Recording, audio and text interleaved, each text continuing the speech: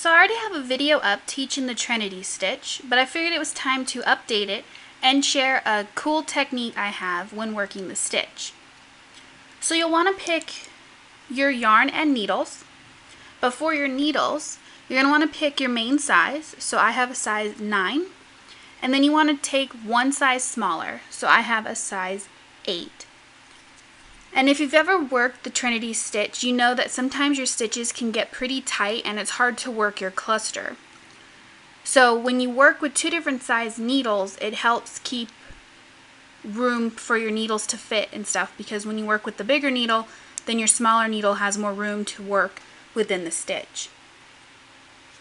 So what you want to do is cast on with your larger needle. And this pattern is worked in multiples of 4. So you want to cast on in 4s in order to work our pattern. So for row 1, and using your smaller needle for the pattern work, because we have one row where we work our pattern stitch and then one plain purl row. So you want to make sure that your plain row is worked with your bigger needle. So for our patterned row, you want to start off and go into your first stitch, and we're going to knit, purl, knit in the one stitch. So you want to insert your needle as if to knit, wrap, and pull your loop through, leave it on the needle, bring your yarn between the needles in front of your work, and now we're going to go through that same stitch but as to purl, wrap, pull our loop through, leaving it on our left needle. Then you want to take your yarn and go between your needles to the back and go back through the same stitch as if to knit, knit, pull through, and off your left needle. So now we have 3 stitches on our right needle. Then our next one, we're going to purl 3 together. So you want to bring your yarn to the front between your needles and go through the next 3 stitches and purl them together. And throughout this, whether you use the same size needles or one of each, you want to knit loosely. This stitch pattern can get tight pretty quick, so just make sure you're working all your stitches loose. So after our purl 3 together, then we're going to repeat. So you put your yarn to the back, go in your next stitch and knit, leaving it on your left needle, bring your yarn to the front between the needles, purl that same stitch, leaving it on the left needle, put your yarn between the needles to the back and knit that stitch one more time and pull it off your left needle. Then bring your yarn to the front and we're going to purl the next 3 stitches together.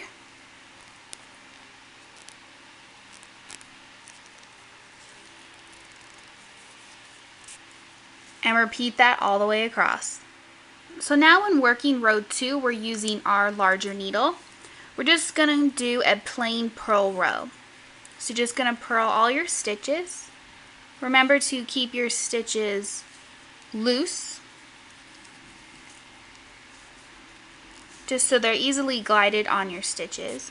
But you can see how you can easily put the larger needle into the stitches worked with the smaller needle, and then having the stitch loops a little bigger when working with the smaller needle helps this pattern work better. Anyone who has tried the Trinity stitch knows how tight your stitches can get.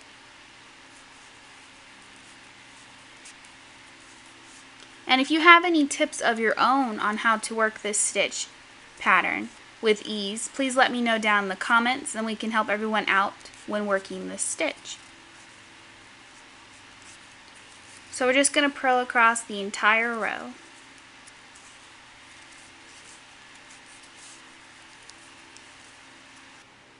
So row 3, we're going to begin a repeat of purl 3 together,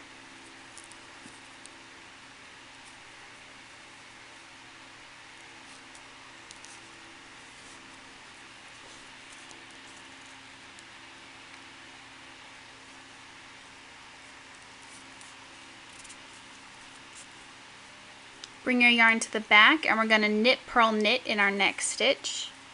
So knit, leave it on your left needle, bring the yarn between to the front, purl, bring your yarn to the back, and knit one more time.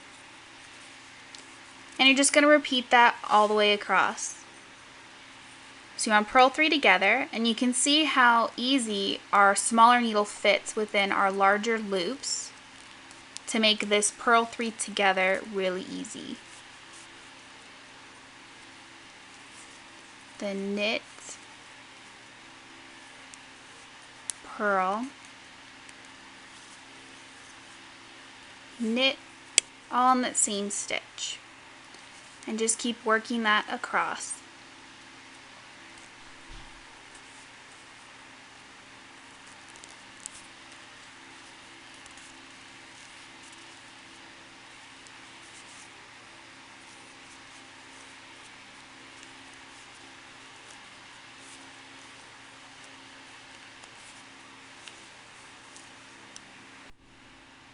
In row 4, we're just going to work a plain purl row.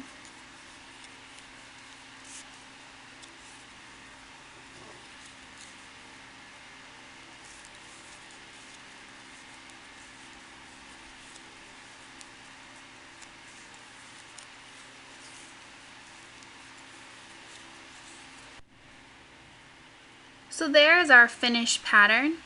You just repeat rows 1 through 4 until you get your length. So the bumpy side is, of course, the right side of our work. The wrong side looks like this. So now, a tip, if while you're working this pattern you forget which row you're on, I do suggest keeping track by marking it on a piece of paper. But when you look at your work, so this is the wrong side of your work, if you look at it and you see we have a single stitch here, and then we have what looks like a hole and then the 3. So this would mean that you would start row 1. So row 1 would begin with the knit, purl, knit in the 1 stitch, purl 3 together. Now if you turn your work around and you saw the 3 stitches and then the 1, then you would know that you're on row 3, and you would begin with the purl 3 together and then the knit, purl, knit in the 1 stitch. And then of course, if you're viewing this with your tail over here, you know that you have to work a purl row, because we work our purl rows on the front side of our stitch. So I hope this new video was more visible than my old one from a couple years ago. Also, I hope my tip helps you guys out if any of you had trouble working your purl 3 together. If you've never tried this stitch before, I do suggest it. It's pretty neat looking. I hope this video was helpful for you guys and you enjoy it. Thanks for watching, and I'll see you next time.